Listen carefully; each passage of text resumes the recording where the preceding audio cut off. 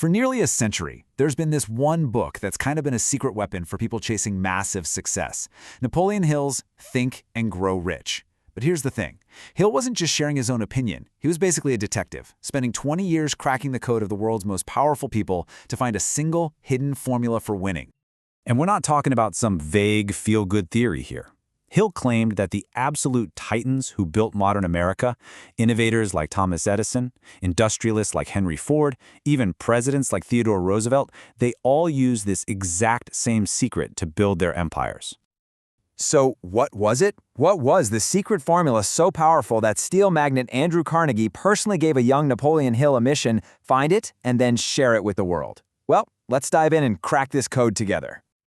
Yeah, and Carnegie wasn't asking for a weekend project. He gave Hill a 20-year assignment. Go out and interview and analyze hundreds of the world's most successful people and distill everything, and I mean everything they knew into one single powerful philosophy that anyone could use.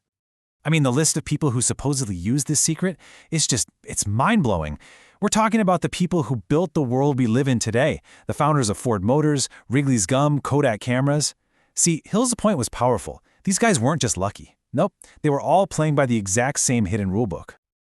Okay, but here's the catch, and it's a big one. Hill says this secret can't just be handed to you on a silver platter. You have to be ready for it. You have to be actively searching for it. And it comes with a price. Not money, but something, way more valuable. The absolute commitment to understand and actually use what you're about to learn. All right, so where do we even start? Well, it all kicks off with desire. And Hill is crystal clear on this. This is not just wanting something. It's not a wish or a hope. It is a burning desire, an absolute, all-consuming obsession that you prioritize above everything else. He tells this incredible story to explain exactly what that feels like. Picture this. A great warrior, way back when, is standing in front of his army. They're about to face an enemy that is bigger, stronger, and way better equipped. He knows that the slightest hint of doubt in his soldiers' minds, it meant certain death. So he sails his army across the sea, they land on the enemy shore, and they unload all their gear. And as his soldiers are watching, he turns, looks back at the ships that brought them, and gives an order so shocking, so out there, it just sends this wave of disbelief through the ranks. His command was simple, 3 words: burn the ships. And as those flames shot up into the sky, every single bridge back to their old lives, every possible escape route, it all just turned to ash. There was absolutely no going back. Turning to his men, he roared, "We now have no choice. We win or we perish." And guess what? They won.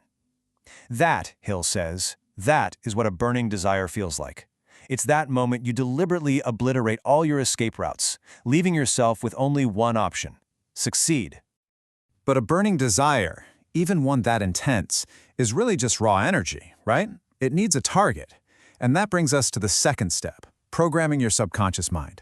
You have to build such an unshakable faith in your success that it feels less like something that might happen and more like something that is absolutely going to happen.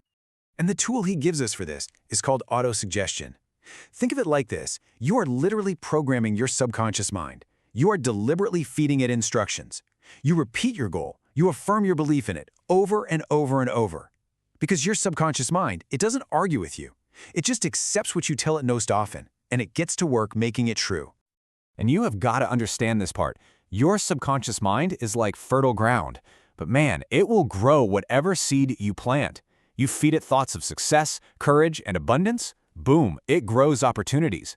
But if you feed it thoughts of fear, doubt, and failure, well, it will grow that reality just as powerfully. Okay, so how do you actually do this? Hill gives us a practical self-confidence formula. First, you got to know, like deep in your bones, that you have the ability to achieve your main purpose.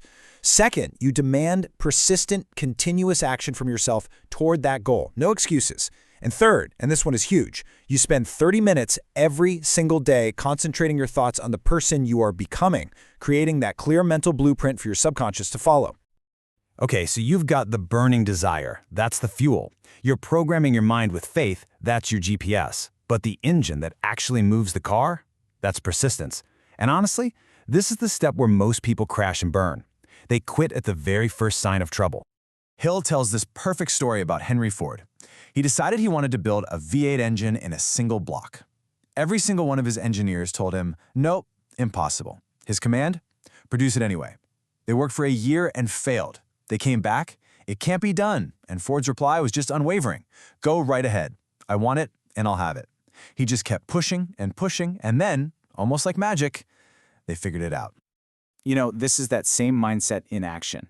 People always say Thomas Edison failed 10,000 times before inventing the light bulb. Hill would say that's totally wrong. Edison didn't fail once. He just successfully found 10,000 ways that wouldn't work, and each one of those temporary defeats pushed him one step closer to the one way that did. And that's really the heart of it, right? Defeat is only permanent if you say it is. For people who succeed, a setback is just data. It's the universe saying, hey, that plan? Not gonna work. So what do? You don't quit the goal. You just build a new plan and go again. So, as we start pulling all these pieces together, the desire, the faith, the persistence, the big secret really starts to come into focus, doesn't it? It's not some magic spell or a lucky charm. It's a complete system for mastering the single most powerful tool you will ever have, your own mind. The whole philosophy really boils down to this one huge idea. Every single thing ever created by us humans, every fortune, every building, every invention, it all started as a single thought. Your thoughts, well, they have this natural habit of wanting to become real, to turn into their physical equivalent. And the one thing, the only thing in this entire universe you have absolute, total control over, it's what you choose to think about. Like Hill says, our only real limitation, when you think about it, is the one we put on our own imagination. I mean, the mind that dreamed up the airplane, the mind that figured out how to harness electricity, that's not some alien brain. It's the same kind of mind that you and I have. The potential is just, it's literally infinite. So, that's it.